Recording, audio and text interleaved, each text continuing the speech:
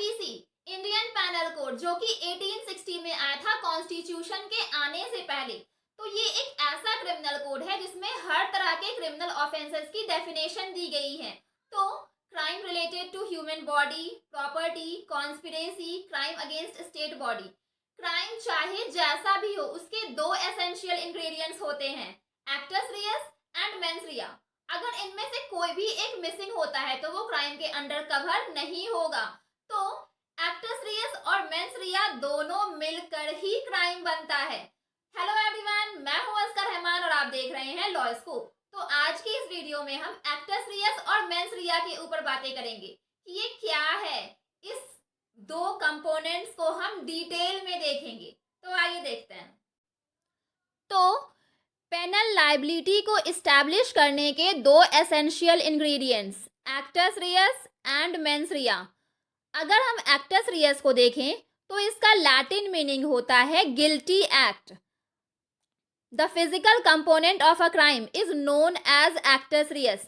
अगर आप फिजिकली कुछ एक्ट कर रहे हो और वो जो एक्ट है वो क्रिमिनल एक्ट है तो वो एक्टस रियस कहलाएगा।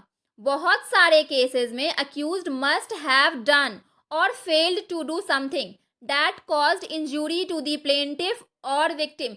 एक्यूज जो है कुछ एक्ट करता है या फिर उसे करने में फेल हो जाता है जिससे कि प्लेंटिफ या विक्टिम को इंजूरी होती है तो उसे एक्टस रियस कहेंगे, यानी कि वो जो एक्ट हुआ है वो एक गिल्टी एक्ट हुआ है।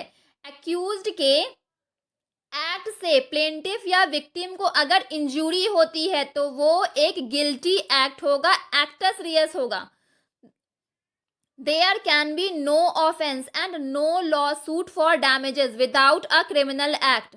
अगर accused कोई भी एक्ट कर रहा है जो कि क्रिमिनल एक्ट नहीं है जिससे प्लेंटिफ और विक्टिम को कोई डैमेज नहीं होता है तो वहां पर कोई ऑफेंस नहीं होगा।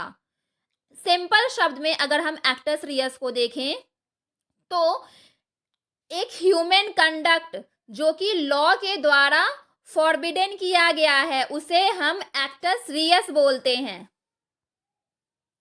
Essential requirements of actus Reis में ह्यूमन एक्शन आ जाएगा कि इंसान कोई काम कर रहा है, उसका कंडक्ट और उसका जो कंडक्ट है उसका रिजल्ट क्या है।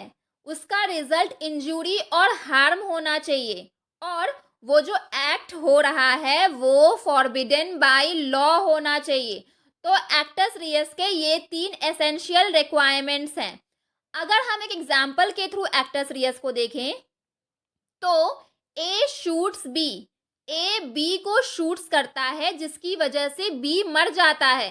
तो यहाँ पर ए का जो कंडक्ट है वो एक्टस रियस है क्योंकि ए ने जो काम किया उससे विक्टिम मर गया, विक्टिम को डैमेज हुआ तो ए का गिल्टी एक्ट था तो यहाँ पर ए ने एक्टस रियस किया।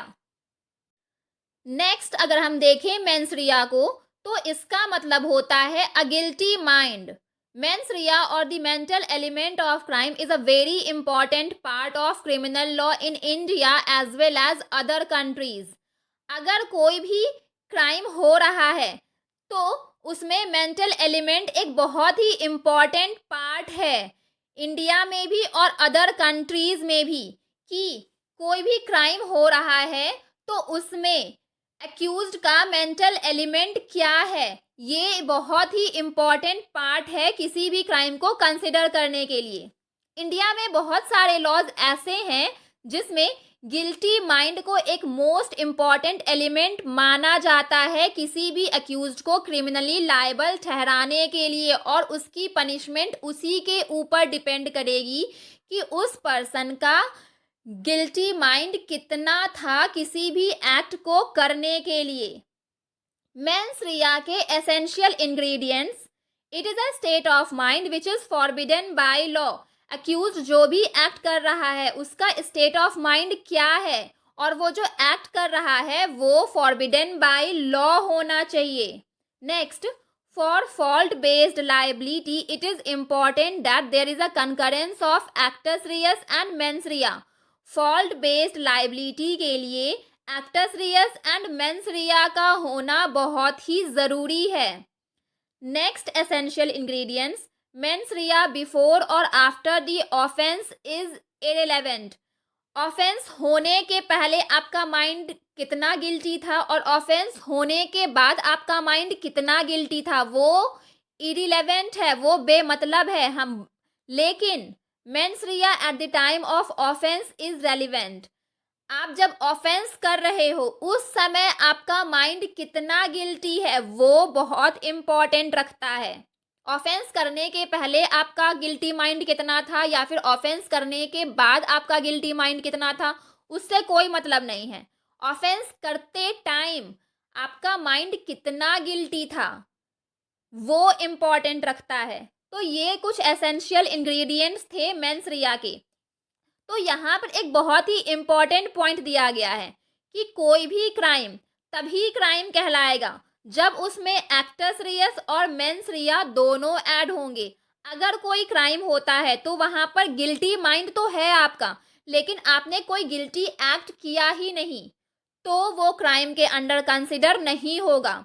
या फिर आपने गिल्टी एक्ट तो कर दिया लेकिन आपका इंटेंशन वो एक्ट करने का नहीं था, आपका गिल्टी माइंड नहीं था वो एक्ट करने का, तो भी वहां पर क्राइम नहीं होगा।